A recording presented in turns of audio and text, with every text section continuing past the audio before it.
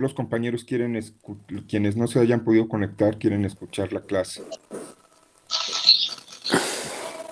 Bueno, cuéntenme una cosa, ¿cómo van con la lectura de Aristóteles?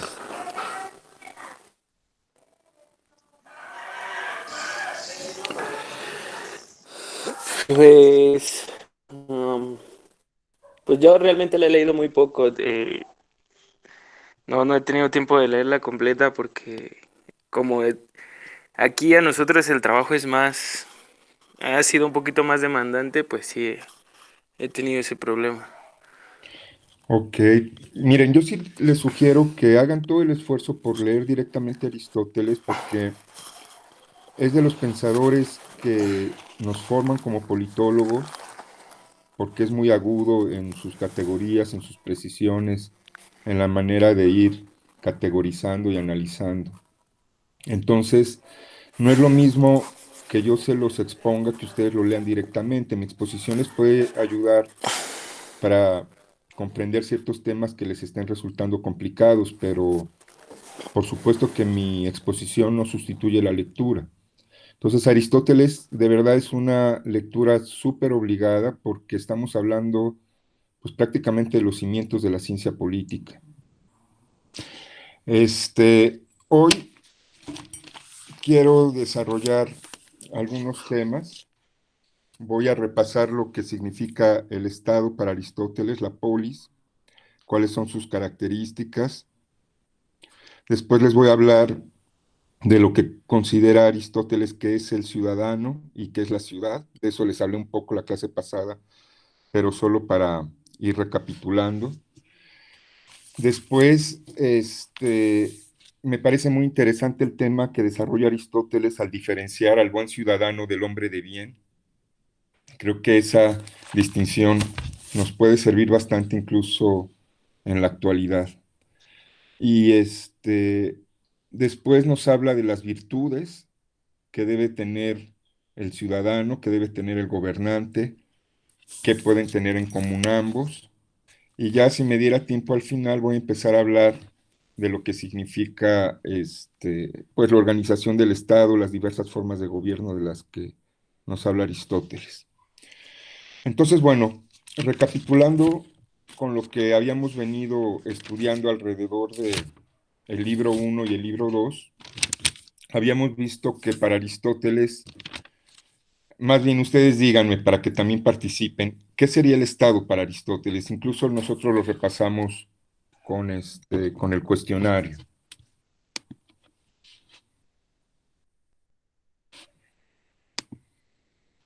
A ver quién se anima, sin que no les dé pena, pues.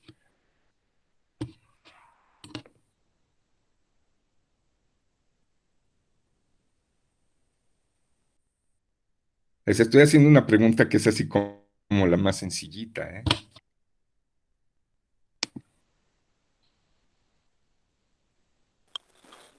A ver, ¿quién se anima? Les pongo participación, orden.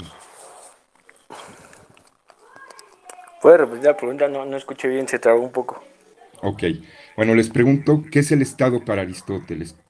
¿Cómo lo define? ¿Cómo lo caracteriza? Mm,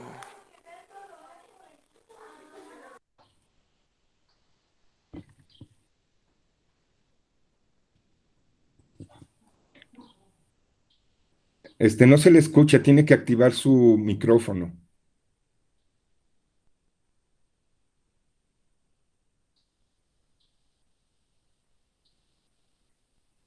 Tampoco, todavía no le escucho.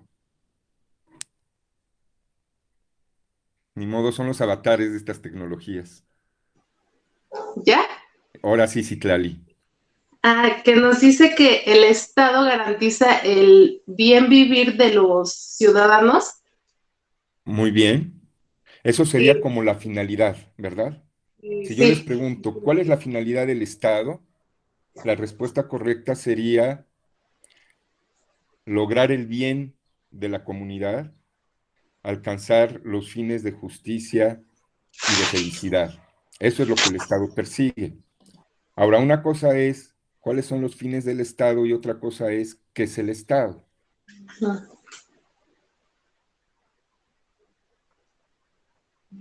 Sí. A ver, ¿quién se anima? Eh, Miren, no importa, si se equivocan, pues para eso sirve equivocarse, para aprender.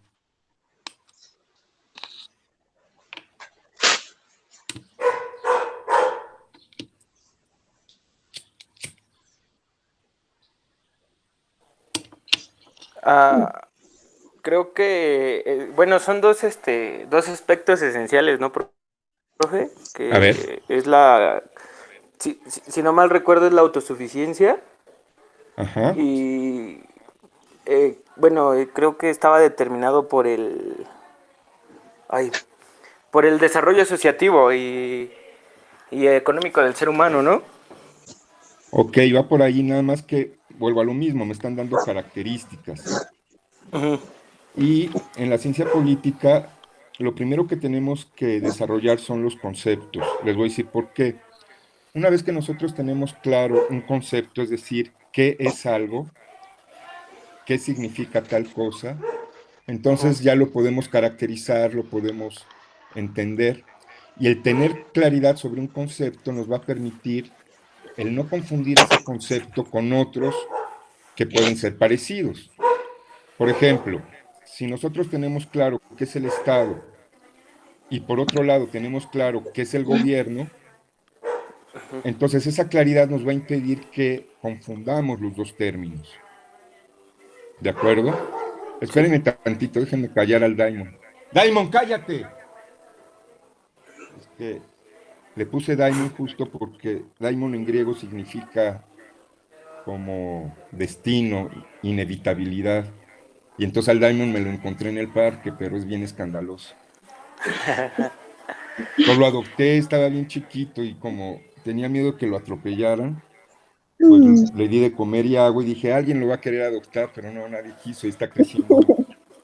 Bueno, el caso es que si nosotros tenemos claro lo que es el Estado y luego tenemos claro lo que es el gobierno, eso nos va a permitir no confundir los términos y ahora sí poder caracterizarlos de manera más cómoda, más libre.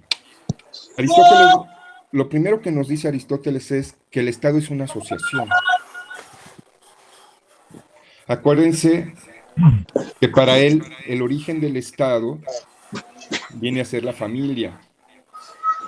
De varias familias se genera una aldea y de distintas aldeas que se ponen de acuerdo se logra constituir la polis, la ciudad-estado. Pero lo primero que nos dice es, el Estado es una asociación de qué? Pues evidentemente de seres humanos. Pero es una asociación, no es cualquier asociación, porque por ejemplo, nosotros ahorita tenemos una asociación virtual y no por ello constituimos un Estado. Sí, ¿Sí? es la asociación es de tipo político, ¿no, maestro? ¿Perdón? La asociación es de tipo político. Exactamente. La asociación es de tipo político.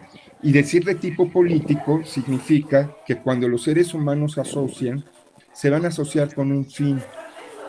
No se van a asociar eh, para ponerse de acuerdo en la cola de las tortillas, sino se van a asociar con un fin. ¿Cuál es ese fin? El fin de organizarse, el fin de generar orden social, pero el fin, dice Aristóteles, principal es el de buscar un bien. Por eso Aristóteles define al Estado como una comunidad que se constituye para perseguir su propio bien. Esto es muy importante porque Aristóteles está partiendo de la idea de que la vida humana no solamente es la vida animal que implicaría, no sé, el oxígeno, la respiración, que implicaría el crecimiento, que implicaría incluso hablando de los animales el instinto, sino para Aristóteles la vida humana tiene desde su germen una finalidad ética, que es perseguir el bien. No se trata de que los seres humanos solamente vivamos, solamente respiremos, sino el tema es el buen vivir, como comentó un compañero hace un momento. Ese es el sentido. Por eso, por ejemplo, ahorita, con esto que les estoy diciendo, puede cobrar otra dimensión la discusión alrededor del aborto. Porque cuando se discute el aborto, quienes están en contra dicen que no, porque desde que el embrión es embrión ya es vida, y que por lo tanto al ser vida, pues la tendríamos que procurar. Pero quienes están a favor del aborto tienen un sentido de la vida que no se reduce solamente a bios, a la biología, sino que es un sentido de la vida que implica una dimensión también espiritual. Entonces, cuando Aristóteles habla de la vida humana, no solamente está considerando, digamos, la vida biológica, la vida física, sino también la vida espiritual. Y en ese sentido, los seres humanos al vivir, no solamente buscamos el beneficio de nuestro cuerpo, sino también de nuestra alma. Ustedes recordarán que Aristóteles sugiere que el ser humano, por un lado, tiene alma y por el otro cuerpo, que es una idea que en realidad le viene dada desde Platón. ¿Qué es el alma? Pues el alma es el momento del espíritu, el momento del pensamiento, el momento de las ideas, el momento de la racionalidad. Recuerden que para Aristóteles lo que nos distingue de los seres humanos es la razón, es el logos, la posibilidad del conocimiento.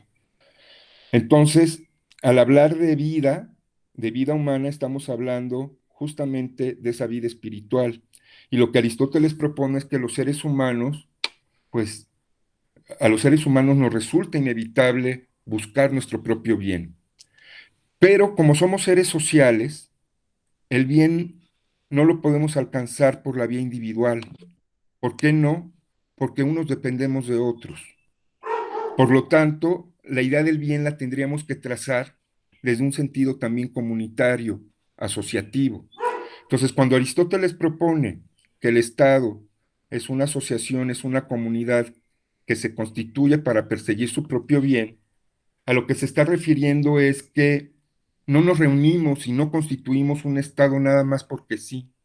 No se trata de un mero instinto, sino que en la constitución de un Estado, de la vida política, debe haber inteligencia, debe haber virtudes, debe haber propósitos, debe haber una cierta finalidad. A eso se refiere Aristóteles. Por lo tanto, yo les había comentado en clases anteriores que hay una noción muy importante en el pensamiento aristotélico que es la de teleología. Que teleología, ¿alguien de ustedes recuerda qué significa?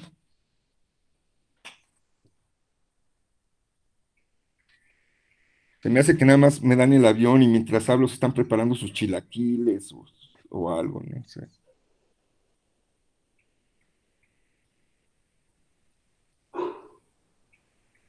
¿Nadie? Acuérdense que yo hacía la diferenciación entre teología y teleología. ¿No Bueno, recuerdan? la teleología es la creencia, bueno, tengo aquí que es la que marcha del universo, es como un orden de fines de las cosas que se tienden a realizar y no una sucesión de causas y efectos. ¿Es eso? Exactamente, exactamente, eso es la teleología. ¿Quién habló? Yo, Carlos, ¿Carlos qué? Mitzi. Carlos, exactamente, Carlos. De eso se trata. La teleología significa que un ser lleva inscrita su finalidad en su propia naturaleza. Entonces, por ejemplo, si nosotros sembramos una semilla y le damos las condiciones, esa semilla va a crecer porque en su naturaleza está desarrollarse. Lo mismo sucede con los seres humanos, nada más que en el caso de los seres humanos, nuestro desarrollo también es espiritual, también es ético, también es moral, también es político, es económico. Pero en todas estas dimensiones de nuestro desarrollo, la tesis de Aristóteles es que vamos a perseguir nuestro propio bien. En ese sentido, ahora sí, Aristóteles comienza a caracterizar cómo debe de ser, o más bien, qué es lo que hace a un Estado ser Estado, qué es lo que hace a una polis ser polis, qué tendría que tener esta asociación de seres humanos para tener el estatuto de Estado.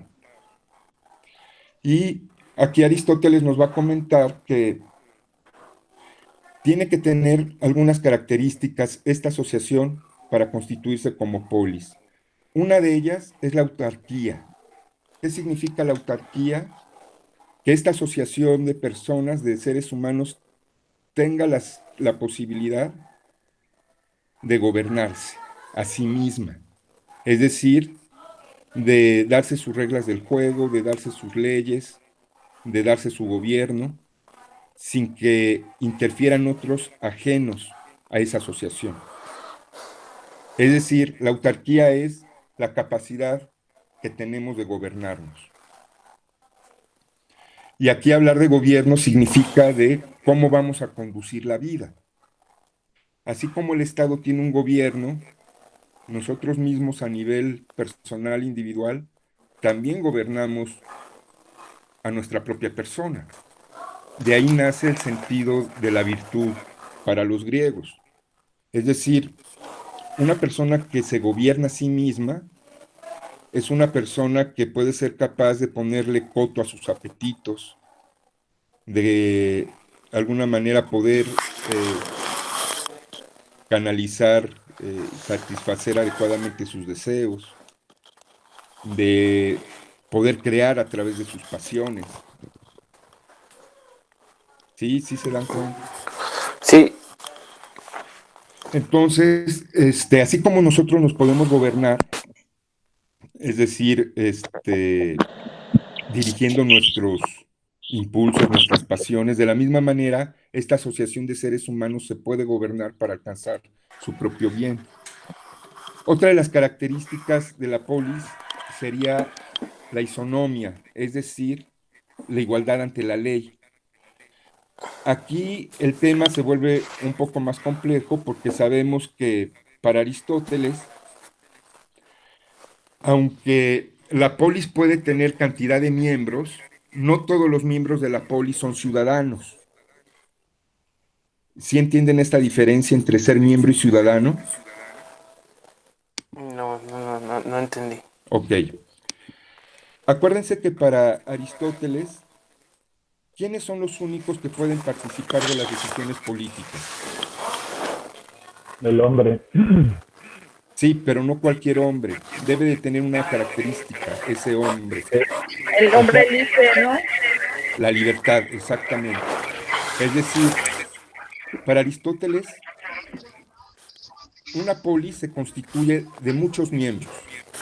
¿Qué miembros? Por un lado están los niños. Los niños son ciudadanos en potencia, pero no son ciudadanos. Y sin embargo son miembros de la polis. Pero solo los que residen ahí, ¿verdad? Los que residen ahí, exactamente. Los residentes. Pero los niños residen ahí. Las mujeres que residen ahí no son ciudadanas, pero forman parte de la polis, son miembros, porque habitan dentro de la polis. ¿Vamos bien? Y acuérdense que para Aristóteles, la mujer sí tiene razón, sí tiene logos, puede discernir, pero no tiene autoridad. Por eso no participa en las asambleas, no participa de las deliberaciones políticas, pero sí tiene la razón y el sentido de responsabilidad para hacerse cargo de la administración del espacio doméstico, es decir, de organizar la casa, de organizar los gastos. Aunque el varón tenga la responsabilidad de llevar los recursos a la casa, es la mujer quien va a administrar esos recursos. Entonces, la mujer no es ciudadano de la polis, pero es miembro. Luego tenemos a los esclavos. Los esclavos, hemos dicho, se caracterizan por ser trabajadores manuales, pero además de ser trabajadores manuales, carecen de libertad y dependen por completo del amo. Los esclavos no son ciudadanos, pero forman parte de la polis. Recordemos que para Aristóteles el esclavo es aquel que carece de autoridad y carece, digamos, de razonamiento para los asuntos políticos. Tiene razonamiento para entender instrucciones y llevar a cabo un trabajo manual, pero no participa de las deliberaciones políticas tampoco. Entonces, el esclavo es miembro, pero no es ciudadano. Luego tenemos los metecos o los extranjeros. Los metecos o los extranjeros también son miembros de la polis, pero no participan de las decisiones políticas, excepto en algunas ciudades cuyas constituciones lo permitieron en algún momento por cuestiones, por ejemplo, de carácter bélico. Cuando una ciudad se encontraba en una situación de vulnerabilidad militar, a veces se legislaba para que los extranjeros fueran ciudadanos y también estuvieran en condiciones de defender militarmente a la polis. Pero por lo general, y además esta sería la opinión de Aristóteles, los extranjeros no deben de participar en la vida política porque se corren muchos riesgos con ello. De entrada, porque no tendrían la lealtad, digamos, natural, original, que tendrían otros miembros que son oriundos de la polis en cuestión. Luego tenemos trabajadores manuales que no son esclavos, por ejemplo, los jornaleros o los artesanos. Es decir, los que se dedican al campo o que son artesanos pueden ser trabajadores manuales sin ser esclavos. ¿Qué significaría? Que son trabajadores manuales, se dedican a las actividades más bien físicas, pero son libres en el sentido que no dependen de un amo. Aquí el punto de vista de Aristóteles, acuérdense que Aristóteles, a diferencia de Platón, está tratando de reconstruir lo que significa el Estado a partir de observar qué sucede en las ciudades de su tiempo y a partir de revisar también la historia de esas ciudades.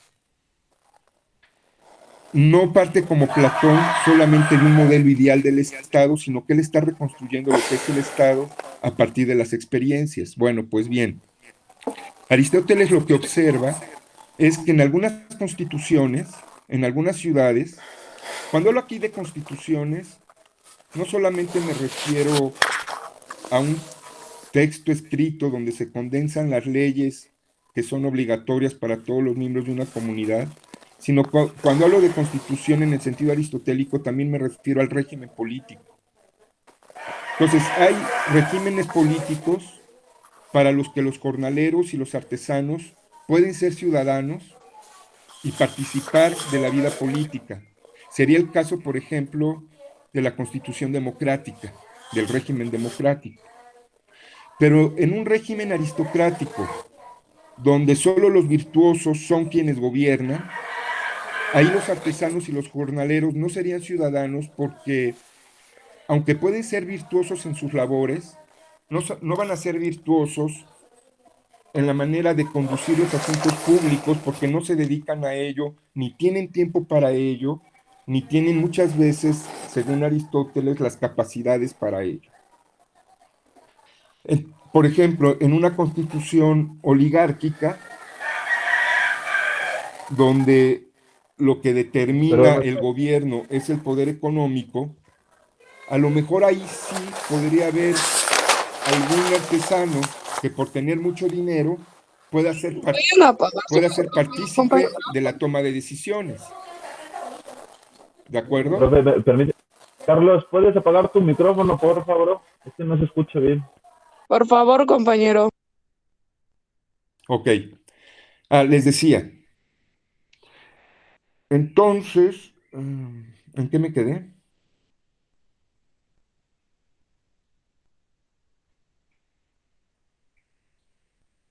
Bueno, por ejemplo, les decía yo, en una oligarquía, un jornalero o un artesano que logren acumular dinero, a lo mejor de pronto sí pueden participar de los asuntos políticos porque en una oligarquía lo que se toma como criterio de participación es el poder económico.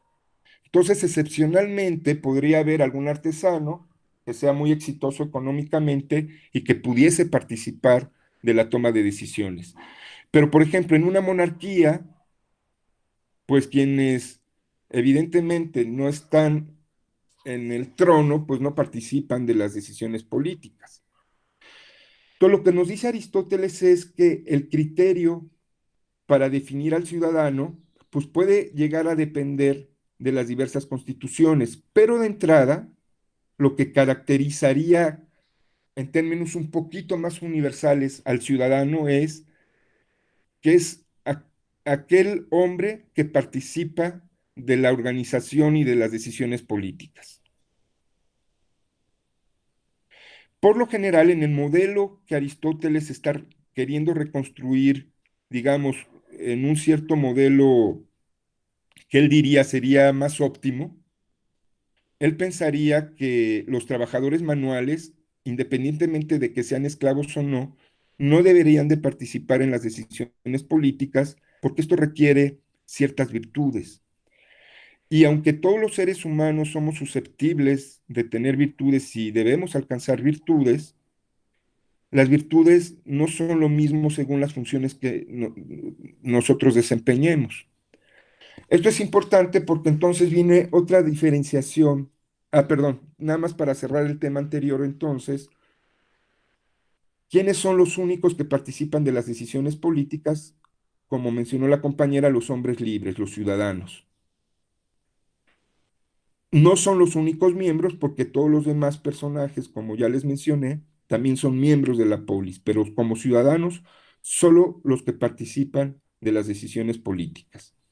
Posteriormente, Aristóteles pasará a defender la idea de que los ciudadanos que van a tomar las decisiones de la polis y que conducirán el destino de todos los demás, pues deben de ser virtuosos. Aquí Aristóteles se acerca mucho a Platón en el sentido de que es importante que quien gobierne, pues sea una persona sensata, una persona prudente, una persona que se preocupe por la justicia, una persona que conozca, que tenga virtudes. Y muchas veces las virtudes que le vamos a demandar al gobernante no son las mismas que las que le vamos a demandar al ciudadano. Pero antes de pasar a la distinción entre gobernante y ciudadano y las virtudes que cada uno debe de tener, Aristóteles hace una diferenciación, a mi juicio, bastante interesante entre lo que sería el buen ciudadano y el hombre de bien. Dice Aristóteles, no necesariamente son lo mismo. ¿Ustedes recuerdan esta diferencia? A ver quién quiere participar. ¿Podrá repetir la pregunta, profesor? Sí, claro. Que para Aristóteles no significan lo mismo el buen ciudadano que el hombre de bien o el hombre bueno. No sé si tenga un poco que ver con esto de tú actúas bien por miedo a tener una sanción si no lo haces, o actúas bien porque crees que es lo mejor para una sociedad. No sé si tenga que ver un poco con eso. Disculpe, profesor, era como lo que nos decía de que a veces los hombres, bueno, que no podían ver por el bien común, bueno, el bien de ellos y de sus compañeros, o sea que no, que a veces se tenía que actuar de cierta manera, pero no significaba que fueran las buenas decisiones, ¿no? Bueno, esa es más una discusión que introduce Platón alrededor de la justicia cuando menciona que si el hombre justo puede tratar bien al amigo y mal al enemigo, o bien al justo y mal al injusto. Este, pero yo a lo que me refiero ahorita más que nada es a la distinción que hace Aristóteles entre el hombre de bien y el buen ciudadano, que es como mencionaba un poco la compañera. Por ejemplo, cuando una persona respeta las leyes, aunque no esté del todo de acuerdo con ellas, pero las respeta, pues va a fungir como un buen ciudadano.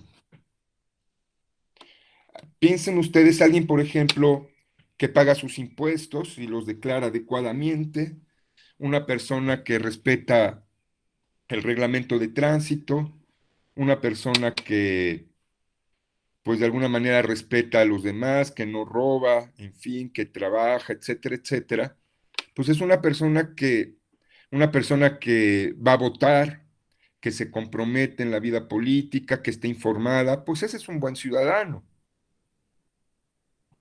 Ahora, Es el que propone a la ciudad, ¿no? A la polis, el que propone algo. exactamente, exactamente. Un buen ciudadano sería aquel que al actuar va a hacer un bien por la polis. Exactamente. Si en la polis hay leyes para mantener el orden, respetar esas leyes implica actuar como un buen ciudadano. Sin embargo, dice Aristóteles, a ver cuál es la opinión de ustedes, que un buen ciudadano, es decir, alguien que pague sus impuestos, que respete la ley, que participe en la vida política, no necesariamente lo hace ser un buen hombre.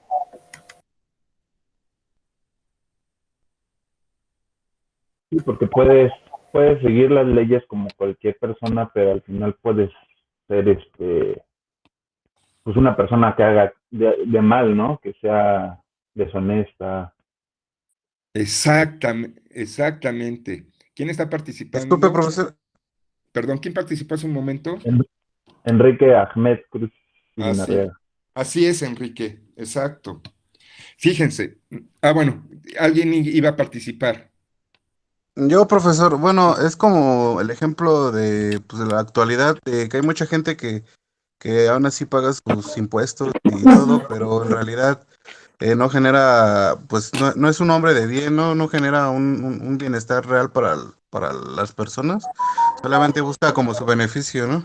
Exacto. Miren, pensemos, imaginemos un ciudadano que es una persona ordenada, que paga sus impuestos, respeta la ley, va a votar, en fin, pero de pronto trata mal a su mujer, ya en la vida privada.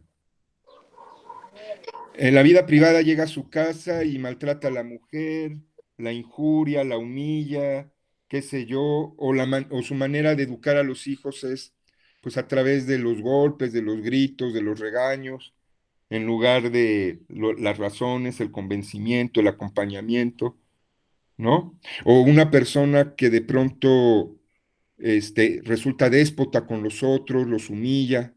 Por más que sea un buen ciudadano, en su vida privada, pues no podemos decir que sea un buen hombre, porque de alguna manera se está conduciendo en contra de los valores que socialmente aceptamos como buenos. ¿O qué opinan? Y por ejemplo, maestro, una persona que está imposibilitada de pagar impuestos, de trabajar como, bueno, puede ser una persona discapacitada, puede ser un buen hombre, pero sería un mal ciudadano en ese punto o no. No, no, porque si la persona no puede participar de los asuntos de la ciudad porque tiene capacidades diferentes, no es porque no quiera participar, no es porque, como decían los griegos, sea un idiota. Para los griegos el idiota era el aislado, el que a pesar de ser hombre libre se aislaba y no participaba de las asambleas de la vida política. Ya posteriormente tuvo otra connotación distinta, más de carácter médico y de carácter discriminatorio, pero en su momento esos eran los idiotas. Entonces, puede haber alguien, por ejemplo, que no participe, pero no por ser idiota, sino porque carece de las capacidades para poder participar. Pero eso no lo hace un mal, digamos, ciudadano. Ahora, Aristóteles bueno, pero sí queda clara la diferencia entre un buen ciudadano y un hombre bueno, Profesor, ¿esto tiene que ver con la virtud? por Porque ya supuesto. ve que menciona Aristóteles que no necesariamente un buen ciudadano tiene que tener pues una virtud, ¿no? Sí tiene As- que ver con eso. claro, O sea totalmente de que acuerdo. prácticamente es una relación entre moral y política. Exactamente. Eso que usted dice es muy inteligente porque para Aristóteles sería inconcebible la política sin la moral. Esto es bien interesante porque el próximo semestre, en Teoría 2, ustedes van a estudiar a Maquiavelo. Maquiavelo, pues saben que es un politólogo, bueno, un pensador político muy famoso. No un politólogo porque todavía no existía la ciencia política como una disciplina institucionalizada, pero es un pensador político muy importante. Y podemos en algunos escritos de Maquiavelo, no en todos, pero contrastar las posturas que tenía frente a las de Aristóteles. Y entonces, por ejemplo, para Maquiavelo, En El Príncipe.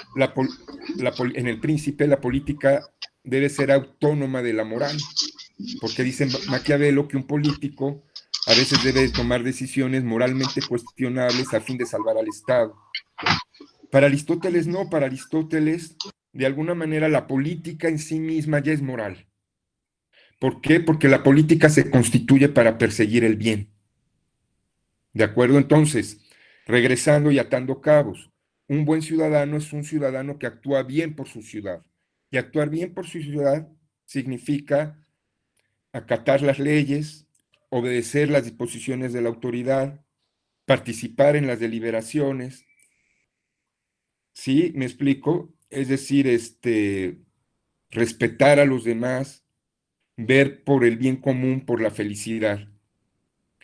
Aquí voy a abrir un paréntesis que tiene que ver con, creo que este tema en su momento lo desarrollé cuando estudiamos a Platón, pero es una idea que también se encuentra presente en Aristóteles y me parece de suma importancia, y que tiene que ver con cómo pensaban los antiguos griegos las máximas éticas. Es decir, qué según ellos podía permitir vislumbrar o valorar que una persona actuaba bien. Existía algo que se llamaba el cuidado de sí, que en griego viene la palabra epimelea e autón, el cuidado de sí, el cuidado de uno mismo. Para los griegos una persona virtuosa, y sobre todo refiriéndonos a los ciudadanos, un buen ciudadano es aquel que cuida de sí mismo. ¿Qué significa cuidar de sí? Para los griegos significaba que nosotros en la vida nos teníamos que preparar para ser buenas personas porque solo en esa medida podíamos ser también buenos ciudadanos y contribuir adecuadamente al bien de la comunidad, al bien de la polis. Pero ¿cómo se concebía ese cuidar de uno mismo? Bueno, tenía que ver con varias prácticas, por ejemplo, con la gimnasia, cuidar el cuerpo. Es decir, cuidar el cuerpo en el sentido de que el cuerpo es nuestro soporte, es nuestra soberanía. Para los griegos había un culto hasta estético hacia el cuerpo. Es decir, había admiración por el cuerpo. Ya luego esto se perdió en la Edad Media con el predominio de la moral judio-cristiana. Pero en la antigüedad el cuerpo era considerado muy valioso.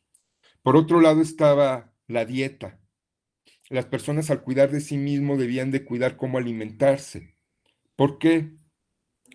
Porque había todo un tratado sobre la dieta en el sentido de que ciertos alimentos nos podían provocar fogosidad, ciertos alimentos pues eran afrodisíacos y nos servían para las relaciones sexuales, ciertos alimentos nos permitían pues de alguna manera bajar el, el temperamento, en fin, había un cuidado de la dieta que a su vez estaba vinculada con el cuidado del cuerpo. Había también un cuidado terapéutico, en el sentido de... Y ¿Perdón?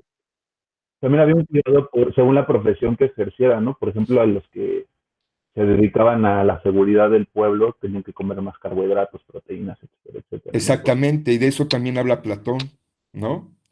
Estaba el cuidado terapéutico a través, por ejemplo, de la educación, de la paideia, es decir, cuidar de la psique, cuidar de nuestra alma, de nuestra formación, a través de la música.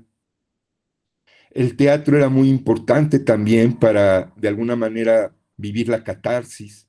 La catarsis significa que, de alguna manera, yo asumo, yo me veo reflejado en los sentimientos que está representando un determinado actor, ¿no? Entonces la catarsis era muy importante para los griegos. Les cuento todo esto porque hablar de la ética en la antigua Grecia significaba hablar de personas que cuidaban de sí mismos, pero aquí lo relevante es que cuidar de uno mismo era la condición de posibilidad de poder participar en la vida política, porque solo cuidando de nosotros mismos podemos cuidar de los demás.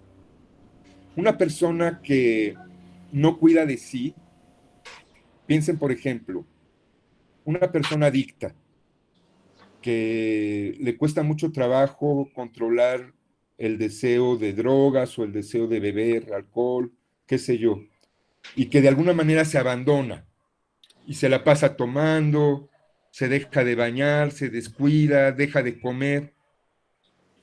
maltrata a los demás porque ya de pronto deja de ser dueño de sí mismo.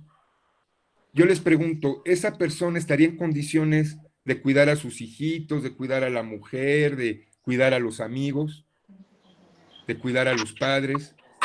Pues no, más bien lo tendrían que cuidar a él. ¿Se dan cuenta? Sí.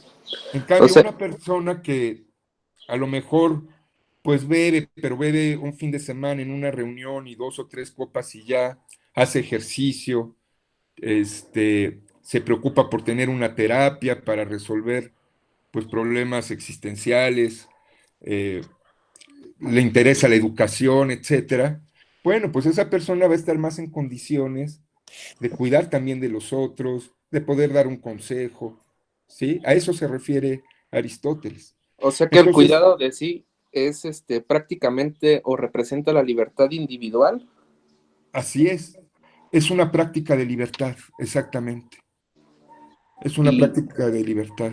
y con la práctica en libertad también hace, bueno, se puede vincular con la sociedad y la comunidad en la que se rodea esa persona. Perdón, eso último, es que conecté mi computadora que se estaba acabando la batería. A Ajá. ver, Que también se vincula con la sociedad y comunidad, que era lo que decía sobre las enseñanzas o sobre un guía, ¿no? Hacia la exacto, sociedad. exactamente. Y de hecho, por eso Platón y Aristóteles sugieren que el gobernante debe de tener pues ciertas cualidades que le permitan estar en el gobierno. Entonces aquí abre Aristóteles otra diferencia importante, la diferencia entre la virtud que tendría que tener el ciudadano y el buen gobernante. Bueno, previo a ello, Aristóteles se pregunta, dice, aunque no son lo mismo el buen ciudadano del buen hombre, ¿podrían llegar a coincidir? Es decir, ¿un buen ciudadano podría ser al mismo tiempo un buen hombre? Y dice Aristóteles, no solamente se puede, sino que además es necesario, por ejemplo, para quien gobierna. Y aquí Aristóteles va a recuperar a Platón. El que gobierna es una persona que debe tener claridad sobre hacia dónde conducir, hacia dónde conducirnos con bien. Cómo conducirnos de tal manera que al conducirnos, que al actuar, estemos persiguiendo el bien de la comunidad. Entonces, desde el punto de vista de Aristóteles, un gobernante tendría que ser al mismo tiempo un buen ciudadano y un buen hombre. Posteriormente nos pasa a pensar la diferencia entre el buen ciudadano y el buen gobernante. Y aquí Aristóteles lo que dice es, un buen ciudadano, fíjense lo importante, debe saber mandar y saber obedecer. Ustedes se preguntarán, bueno, ¿por qué saber mandar si es ciudadano? Bueno, porque en la antigua Grecia, en la organización de la polis, los ciudadanos podían participar de diversas magistraturas. Claro que había diversos criterios para participar en las magistraturas, pero había 2 magistraturas muy importantes o que habría que pensar como magistraturas, dice Aristóteles, que es la asamblea y la impartición de justicia. Y tanto en la asamblea deliberativa, donde se van a discutir las decisiones políticas, el cómo conducir la ciudad, y la impartición de justicia, en esas 2 tareas deben de participar todos los ciudadanos. Por lo tanto, los ciudadanos, claro que tienen que ser virtuosos, porque imagínense un ciudadano que no es virtuoso y que imparta justicia, pues sería contraproducente, porque al momento de impartir justicia podría resultar injusto, como esos ciudadanos que injustamente juzgaron a Sócrates, dizque con base en las leyes, pero que al fin y al cabo, y ese fue por la interpretación de Platón y de muchos, fue un juicio injusto. Entonces, por eso es importante que los ciudadanos sean virtuosos, porque deben saber mandar y saber obedecer. ¿Por qué saber obedecer? Porque al buscar el bien de la ciudad, el ciudadano debe estar en la misma sintonía que sus gobernantes, debe comprometerse a obedecer a los gobernantes. Lo contrario de la obediencia sería la desobediencia, y la desobediencia lleva a la anarquía, al no gobierno, o a los excesos de la libertad que podríamos encontrar en la democracia. Y eso a la postre va a desvirtuar el sentido de la polis, va a desvirtuar la finalidad del bien que tendría que perseguirse. Entonces, el ciudadano debe saber obedecer, pero también debe saber mandar. ¿Por qué saber mandar? Porque acuérdense, primero porque va a participar en las asambleas donde se va a deliberar y se van a tomar decisiones, pero también quienes ocupan un gobierno en su momento tuvieron que ser ciudadanos. Por eso el ciudadano debe estar dispuesto a saber mandar. Y esto se lo tomaban tan en serio que en Atenas de Solón, cuando se sorteaban algunas magistraturas, pues tenían tanta seguridad de la virtud de sus ciudadanos que las magistraturas se podían sortear. Esto significaba que cualquiera que saliera, digamos, pues sorteado y tuviera que tomar decisiones, estaría en condiciones de hacerlo. Imagínense hoy en día si sorteáramos quién va a estar en el poder político, pues nos iría re mal. ¿Por qué? Porque hay cantidad de ciudadanos que no son como tales ciudadanos, es decir, que no participan, que no están informados, que no tienen un cierto nivel educativo, este, muchos de ellos que pueden hasta vender su voto. Para los griegos no, para los griegos el ser ciudadano era, ¿qué les diré? Toda, toda una condición, todo un estatus que implicaba muchas determinaciones como estas que hemos venido trabajando. Entonces, para sintetizar, el ciudadano es aquel cuyas virtudes lo deben llevar a saber obedecer y saber mandar. Y por su parte, el gobernante debe fundamentalmente saber mandar, porque en el momento en que está en el gobierno, pues tiene la responsabilidad de dirigir, tiene la responsabilidad de generar decisiones vinculantes para los miembros de la polis. Es como el famoso dicho del grupo zapatista de mandar obedeciendo. De mandar obedeciendo, exactamente. Que sí, podríamos hacer esa lectura. Mandar obedeciendo, podríamos decir que tiene un origen en el poder pastoral.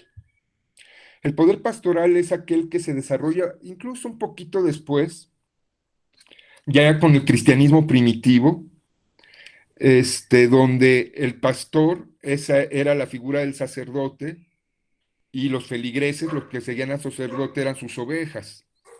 Entonces, la manera como el pastor se ganaba la autoridad sobre sus ovejas, pues era un poco el mandar obedeciendo, es decir, el pregonar con el ejemplo, ¿no? Habría algo de eso, sí.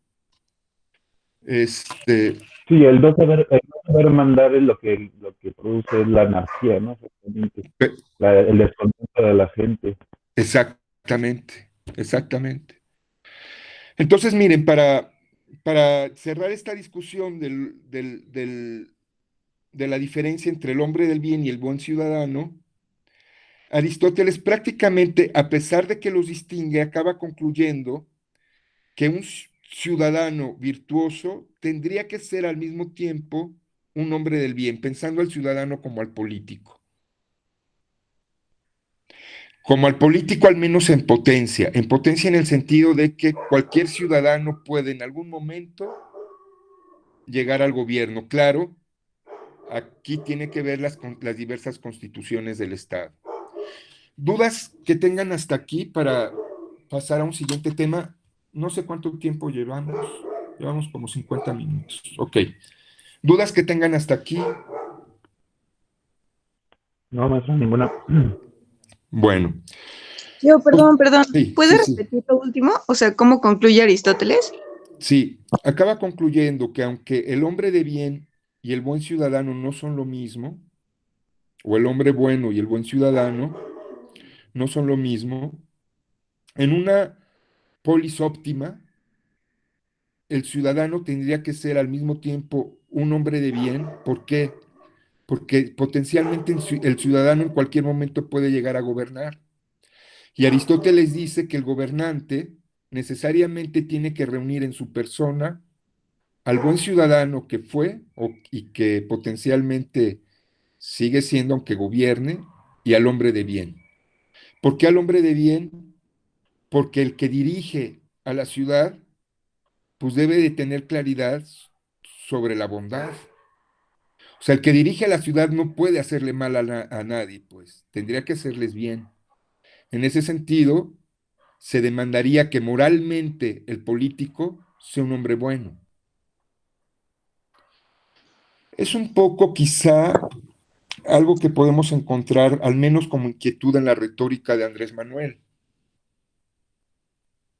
Cuando Andrés Manuel apela a la bondad del pueblo, un poco lo que está haciendo es decir, el pueblo que toma decisiones y que me eligió es bueno. ¿Sí ven la idea? Nada más que la noción de pueblo que utiliza Andrés Manuel, pues no es la misma que la noción de ciudadanos que utiliza Aristóteles. Porque en el pueblo, pues cabe todo mundo, pero en la idea de ciudadanía no. Ya hemos visto que es una noción, pues, restringida para los hombres libres. ¿De acuerdo? Sí. Ok. Bueno, el siguiente tema del libro 3 tiene que ver con, y ya también principios del libro 4, con las distintas maneras como se va a organizar el Estado. Ya entendimos lo que es el Estado, cuáles son sus características, cuáles son sus miembros, y de ahí Aristóteles va a pasar a reflexionar que existen diversas maneras de organizar a un Estado. Y estas diversas maneras de organizar al Estado va a depender, pues, de cómo se va construyendo su constitución, que a su vez va a ir vinculada a su forma de gobierno. Son 6. Entonces aquí tenemos que no es lo mismo el Estado que el gobierno. El Estado nosotros lo tendremos que pensar como un cuerpo político dotado de territorio, dotado de un gobierno, dotado de una sociedad, una población, una comunidad, diría Aristóteles, y dotado de, pues, estas características de autonomía, de autarquía. Ese es el Estado. Ahora, el gobierno forma parte del Estado, es un subconjunto dentro del Estado. ¿De acuerdo? El gobierno es una parte del Estado, pero es una parte importantísima porque va a estar constituida por el conjunto de instituciones, de leyes, de gobernantes que van a organizar la vida política. Entonces, una cosa es el Estado con todos los elementos que hemos platicado y otra cosa, el gobierno como el aparato administrativo del Estado. El gobierno lo que nos va a permitir es poder organizar al Estado. Por ejemplo, si en el Estado se produce petróleo, ¿qué hacemos con ese petróleo? Lo dejamos ahí enterrado, lo extraemos, lo procesamos, lo exportamos. ¿Qué hacemos con el Estado? Si en el Estado se producen materias primas, ¿qué hacemos con esas materias primas? ¿Cómo organizamos? ¿Cuáles van a ser los derechos y los deberes de las personas que habitan el Estado? ¿Quién va a mandar y por qué?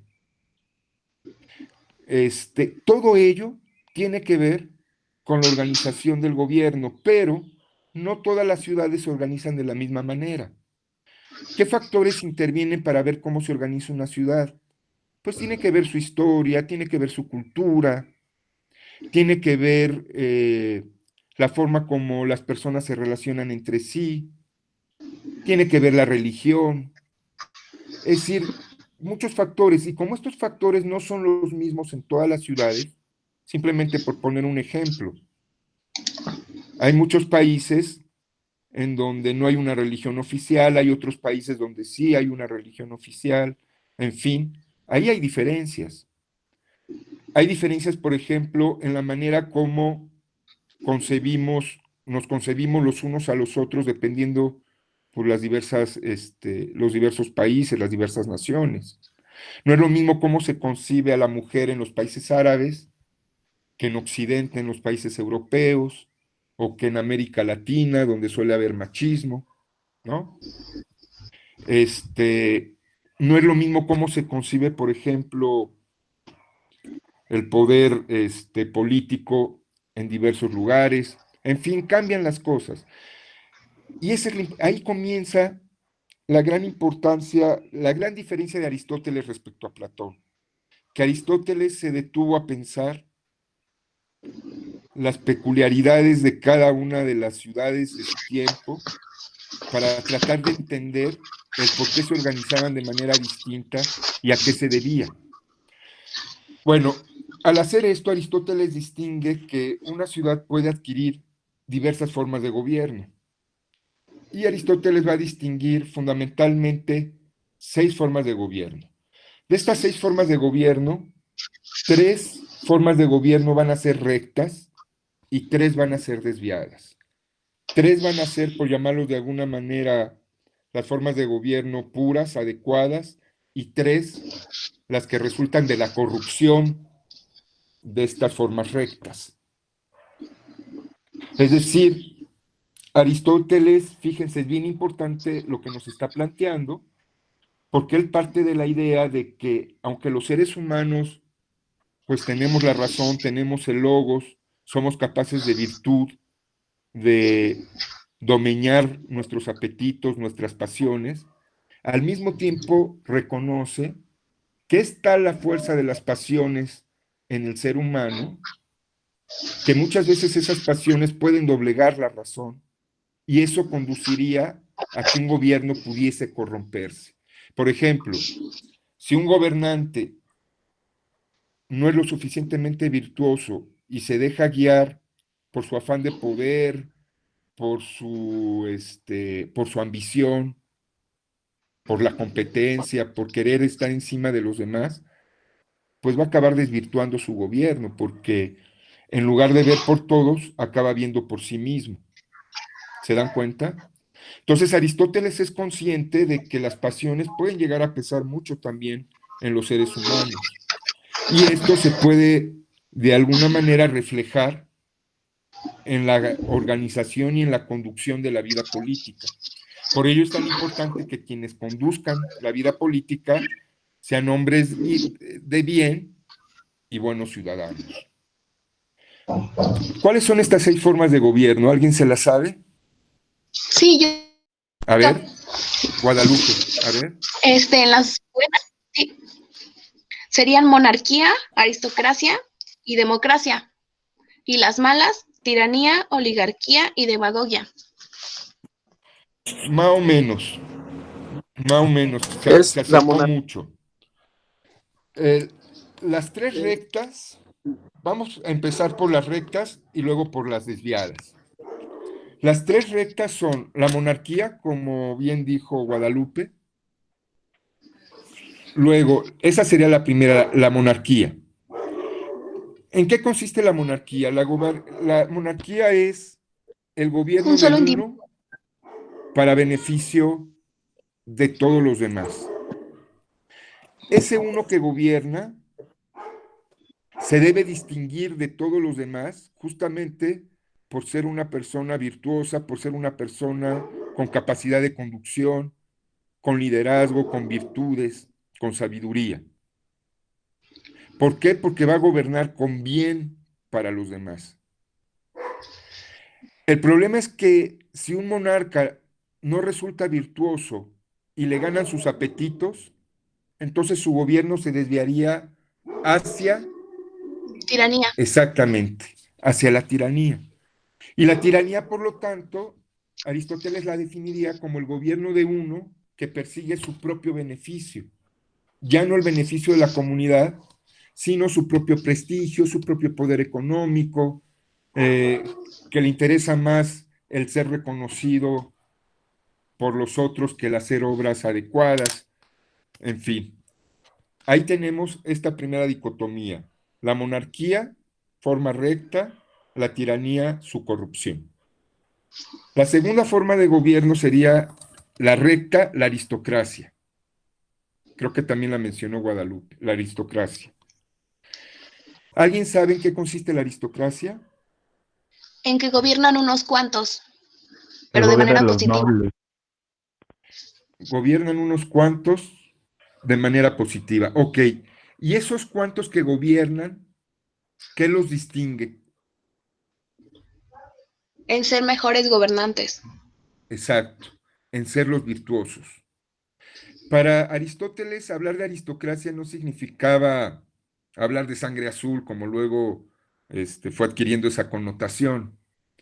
Como diríamos hoy, hablar de los fifís, sino más bien la aristocracia es el gobierno de los virtuosos, es decir, de los que saben de los asuntos del Estado, de los que conducen sus vidas adecuadamente, de los que han sido buenos ciudadanos, de los que han demostrado pues, que de alguna manera saben. Esos son los aristócratas.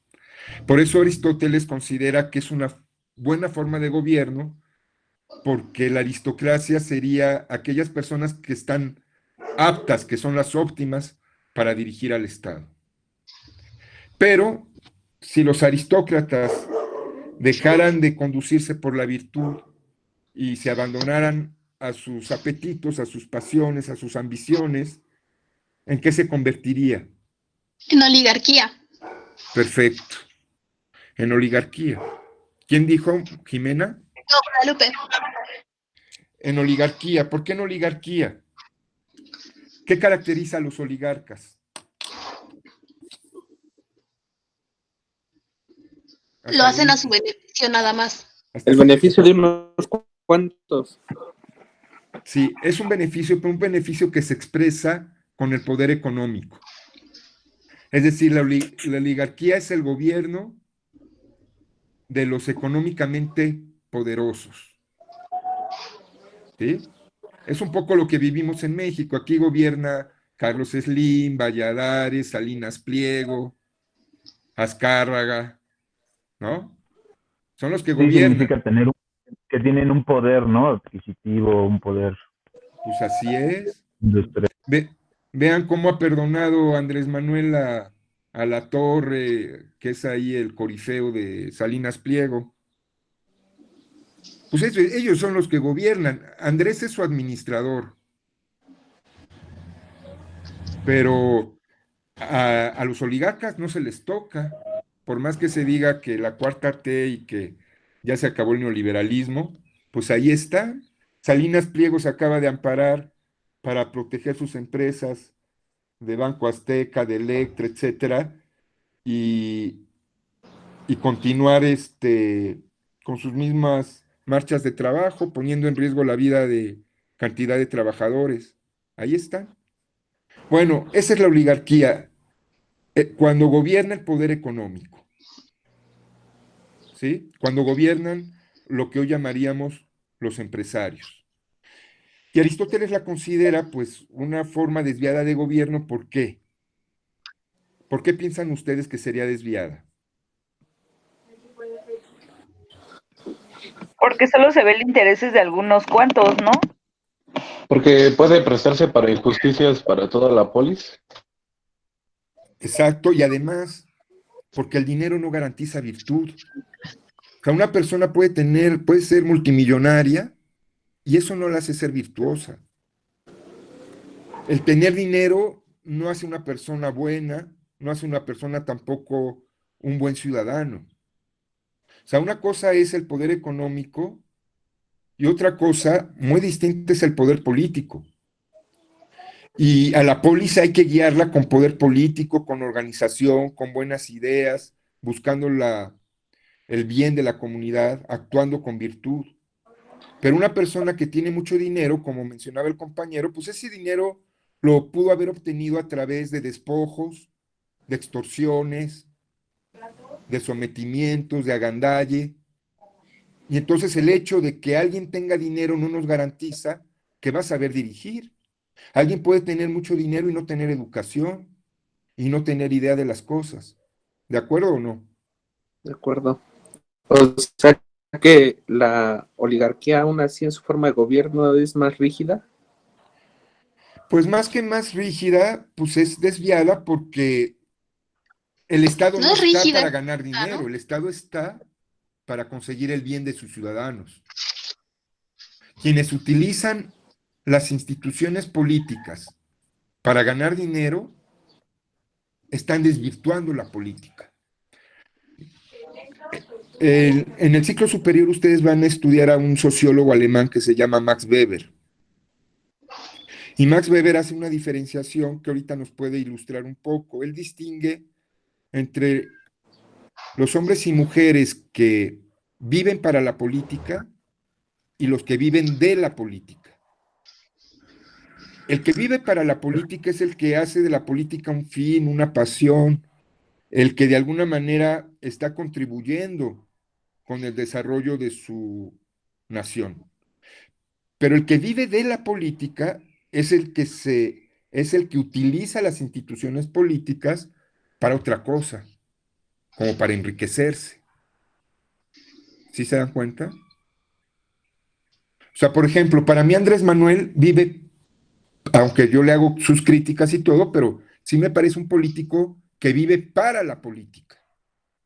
O sea, está entregado a la política, él intenta hacer el bien, aunque pues a veces no le salga, pero finalmente está ahí. Pero, por ejemplo, pensemos en un Enrique Peña Nieto. Pues es un tipo que vivió de la política. Es decir, que utilizó la política para robar, para desfalcar al país, para enriquecimientos ilícitos, para generar impunidad. ¿Sí o no? Sí. Bueno, ya cada quien tendrá su punto de vista, no los quiero aquí influenciar, pero bueno, es un ejemplo que se me ocurre para tratar de entender lo que Aristóteles está pensando como una desviación de lo que sería la aristocracia, la oligarquía. Luego, la tercera forma de gobierno recta, La democracia. La república. Olimpia. exactamente, la república. ¿Quién lo dijo? Yo, Jorge. Jorge Alberto. Jorge Alberto, exactamente, la república. La república también es llamada politeia por Aristóteles. Y de hecho, así como Aristóteles estudia las constituciones concretas de su tiempo, también él va perfilando lo que sería un gobierno más óptimo. Y dentro del gobierno más óptimo, Aristóteles va a pensar a la república. ¿Cuáles son las características de la república? Primero, que la república es un estado que está sustentado en leyes. Las leyes son muy importantes en la república porque las leyes son las que van a pautar el ejercicio y los límites del gobierno. Por otro lado, en una república encontramos división de poderes. Es decir, va a haber instancias. ¿Es lo mismo? ¿Perdón? Disculpe, tengo una pregunta. ¿La Sí. democracia es lo mismo entonces que la república? No, en lo absoluto. No. La democracia va a ser la desviación. Ahorita voy a hablar de ello. Ok. ¿Sí? No, entonces, la república es una forma recta porque se sustenta en las leyes, hay división de poderes, hay participación de los ciudadanos en la vida política, existe la libertad. ¿Sí? Entonces, la república es un tipo de constitución, podríamos decir, más incluyente. Porque, por ejemplo, en una república sí podríamos encontrar el caso de que hubiera trabajadores manuales, no esclavos, que participaran de la vida política. Pero eso no lo encontraríamos en una aristocracia, en una monarquía, ¿no? Más, sobre todo en esas. Luego, la desviación, y esto es bien interesante, de la república es la democracia. ¿Por qué la desviación? Fíjense que tanto Platón como Aristóteles no tenían la mejor concepción, o sea, no tenían la mejor imagen de la democracia. La democracia va a ser pensada como una forma óptima de gobierno ya prácticamente hasta el siglo XX, pero tanto Platón como Aristóteles son renuentes a la democracia. En el caso de Platón, pues en parte, pues porque cuando asesinan, bueno, juzgan a su maestro Sócrates y le dan la cicuta, pues era un régimen democrático. Y eso le deja un mal sabor de boca a Platón. Aristóteles considera que la democracia, más que ser el gobierno de las mayorías, es el gobierno de los pobres. Fíjense ustedes, de los pobres. O sea, si pensáramos en una ciudad donde la mayoría fuera rica, que sería raro, pero bueno, donde la mayoría fuera rica y la minoría pobre, pero esos pobres que son minoría gobernaran, sería una democracia, en la noción de Aristóteles. Y esa noción es diferente de la que hoy nosotros tenemos, porque hoy la democracia se piensa en primera instancia como el gobierno de las mayorías, no como el gobierno de los pobres. Entonces dice Aristóteles, ¿por qué sería una forma desviada de gobierno? Bueno, porque lo que desviaría de la república a la democracia sería un exceso de libertad, donde los pobres de alguna manera exageran en sus libertades y de la libertad se pasa al libertinaje y por lo tanto comienza a haber, pues de pronto se corre el riesgo de más anarquía. Pero además, dice Aristóteles, el problema con la democracia es que los pobres, pues, por lo general, pues no tienen la posibilidad de formarse, de educarse, porque se dedican al trabajo manual y no tienen muchos elementos para gobernar, no tienen la posibilidad de desarrollar las virtudes del ciudadano, del gobernante, del buen ciudadano, y del buen gobernante. Y además dice, en los pobres de pronto les puede ganar la ambición por querer utilizar al gobierno para obtener lo que de otra manera no han obtenido. Es decir, pueden tratar de utilizar al gobierno para salir de la pobreza y en ese sentido desvirtuar la búsqueda del bien común. Por eso se caracteriza por regir por una constitución, ¿no? ¿También? ¿Perdón? Por eso se caracteriza por regirse de una constitución. Si me repite la pregunta, es que no le escuché bien. Por eso se caracteriza de regirse por una constitución. ¿El qué? ¿Qué se caracteriza? Porque Pues la república o sí. la Bueno, más que por regirse por una constitución, por regirse con base en las leyes.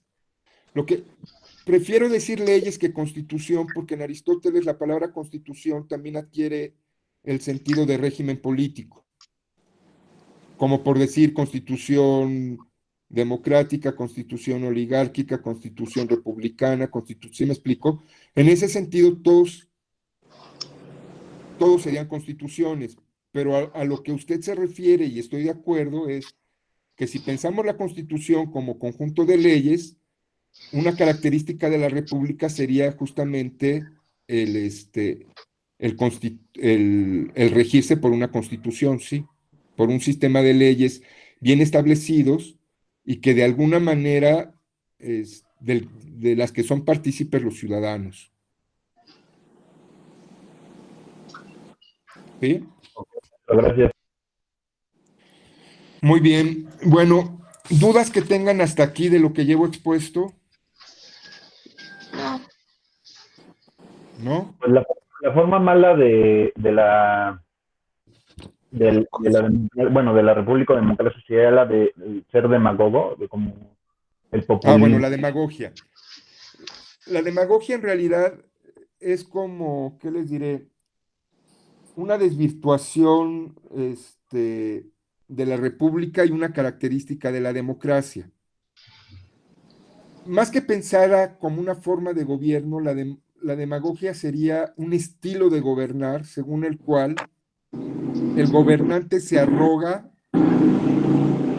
el hablar a nombre del pueblo cuando el pueblo pues no le ha concedido esa facultad.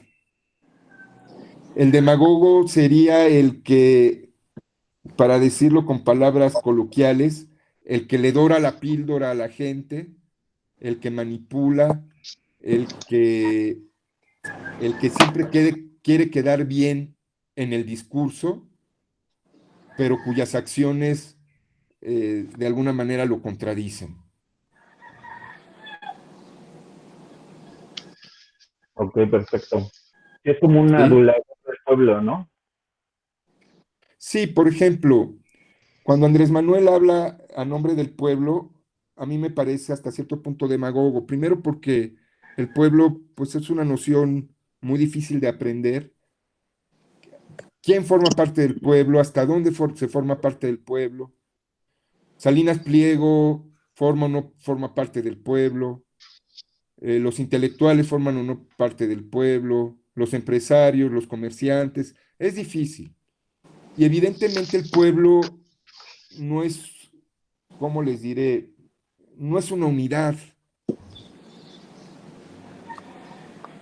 Es decir, el pueblo pues, se constituye por cantidad de personas, muchas de las cuales piensan diferente, pueden tener opiniones distintas, no todas están de acuerdo con Andrés Manuel.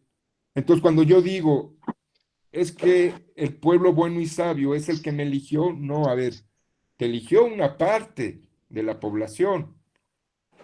Pero Andrés Manuel cuando habla a nombre del pueblo, todas sus acciones son a nombre del pueblo. Aristóteles diría que ahí hay un dejo de demagogia. ¿Sí? ¿Por qué? Porque el pueblo nunca se ha reunido en su completud para decir estoy de acuerdo con Andrés Manuel, o estoy de acuerdo con Peña Nieto, o estoy de acuerdo con Fox. ¿Sí se dan cuenta? Y cuando el político dice, pues es que el pueblo quiere, es que el pueblo necesita, es que el pueblo, oye, pero pues ¿dónde está? Preséntamelo, preséntame ese pueblo. Totalmente de O sea, acuerdo. pensar así es pensar como que no hay pluralidad. Y justamente Aristóteles parte de la idea de que una de las características fundamentales que debe de tener la polis es la pluralidad. Él discrepa de Platón porque Platón piensa que todos los de una clase casi casi deben de razonar igual. Aristóteles dice no. Justo lo interesante de la política es que los ciudadanos son una pluralidad, pueden pensar diferente y por eso la deliberación, la discusión, la oratoria tienen un sentido. Si todos pensáramos igual, pues no tendría sentido la política. Acuérdense que la política también implica enfrentamiento del conflicto. Y ahí donde hay conflictos porque hay diferencias, y donde hay diferencias es porque hay pluralidad. Lo que Aristóteles recomienda es reconozcamos que hay pluralidad y que no todos tenemos que pensar exactamente lo mismo ni de la misma manera. Y no por pensar diferentes, pues no merecemos respeto. Bueno, miren, voy a dejar aquí la clase. La próxima clase me voy a dedicar a hablar más de la politeia de la República en el sentido de forma mixta de gobierno. Y también, pues, yo creo que va a ser la última que le dedique a Aristóteles para poder pasar y revisar algo de Cicerón. Entonces, se tienen que apurar mucho con el ritmo de lectura. Me da la impresión que no todos están leyendo y, pues, ahorita que está la cuarentena deberían de aprovechar mucho más para estudiar. No se tienen que estar desplazando a la escuela. Muchos de los que trabajan seguramente pues no están trabajando. Entonces aprovechen, ¿no?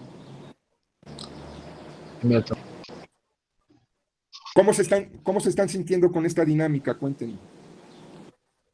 ¿No es No es muy muy agradable? agradable. Me gusta mucho. ¿Ya nos extrañan o qué? Ah, sí. Mejor presencial. Este, ¿por qué les que de parece esta que forma no se aprende lo mismo o qué? Sí, como que se queda abierto Pues, en esto de que podemos ser autónomos y pues híjole, está bien difícil concentrarse y eso. También, entender las lecturas. Más ¿Pero por por qué lo las dice Miranda? Más condiciones de vida que tienen ustedes ahorita por el encierro, por el estrés, la angustia, o No, no, no. O sea, me parece que la escuela te exige la disciplina de, ok, llegaste aquí, te distraes de todo y te enfocas en 1 hora y media de clase a teoría política, ¿no? Y sabes que no hay factores pequeños que te van a distraer. ajá. Y en la casa, que si el perro está ladrando, que si estás con la tele, que si bla, bla, bla, como que te Bueno, la exige tele más. apáguenla y les va a hacer bien, además. Se los recomiendo. O sea, ¿Se acuerdan lo que decía? Bueno, no sé si alguna vez leyeron lo que decía Giovanni Sartori de la televisión. no, a lo que voy es como cuando haces tareas, Ajá. convives con más gente, ¿no? Entonces también las otras personas están haciendo sus actividades o te hablan y te platican y esas cosas y no sé, es mucho más difícil. Sí, de acuerdo. Y no tienes con quién confrontar estas ideas de, oye, mira, yo pienso esto, yo tengo esta duda. Es mucho más difícil que en un salón de clases, que sabes que tu compañero anda como en los mismos temas. Ok, muy bien. También Pues depende sí. de cada maestro, ¿Depende qué? porque, por ejemplo, usted sí nos está dedicando tiempo y así en hacer las clases, pero hay otros que nada más dejan lecturas, hacer reportes y ya. Ya. y también hay profesores que, por ejemplo, yo ya le comenté a la maestra de lenguaje que no me agarraba Zoom. Y no, pues le dijo que no, que forzosamente tenía que ser en Zoom porque era la que sabía utilizar y yo no he podido tomar su clase. Oigan, y estuvo mejor Meet entonces, ¿verdad? Sí, Porque por lo que veo, hoy sí entraron mucho más. Sí, es que es más estable, profesor. La vez que le comentaba la vez pasada que es más estable y por lo general no te da error cuando quieres entrar. Bueno, pues eso se los agradezco a ustedes que me enseñaron.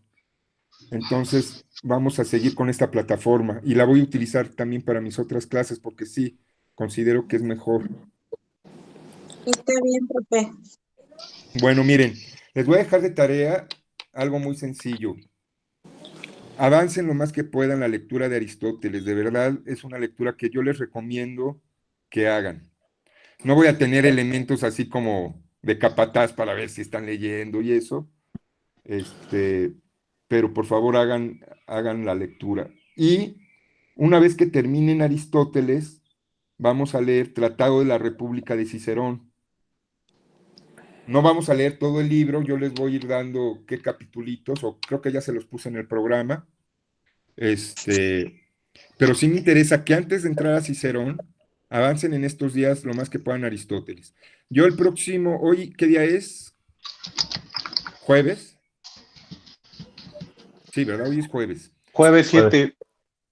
Bueno, yo los voy a ver el lunes entonces, el lunes a las 10, ¿no? Nos toca, Sí, Perfecto. por esta misma plataforma, pero avancen mucho la lectura, no les dejo otra tarea más que lean, ¿sale? Y que hagan notas para que participen por este medio. ok, profesor. ¿Sale? Entonces nos vemos por Meet el próximo lunes a las 10. Ok, profesor. Profesor, una observación. Sí, Cuando sí, vayan claro. a participar, compañeros, apaguen su micrófono porque si no se escucha interferencia y se escucha feo. Y así se escucha mejor el profe. Perfecto. Vamos a poner, Sí, es que activan todos el micrófono y no participan y se escucha el ruido de todos los micrófonos. para la siguiente esa regla. Todos, bueno, excepto yo, al principio. Sí, con el micrófono apagado y cuando alguien participe, que prenda su micrófono. ¿De Sí. acuerdo? Vale. Ok, nos vemos el lunes, que estén muy bien. Ya grabé la sesión de hoy, la voy a subir a ver si logro que se pueda ver, porque en Zoom no logré que se escucharan mis audios. A ver si ahorita sí lo logro.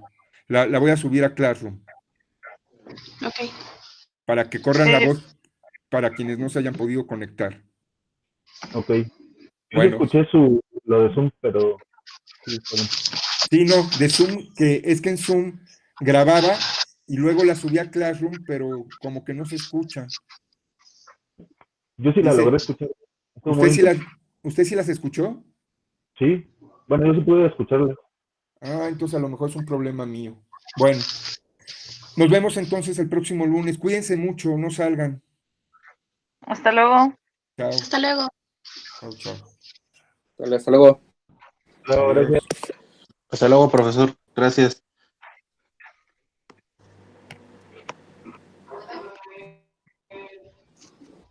¿Dejamos clase?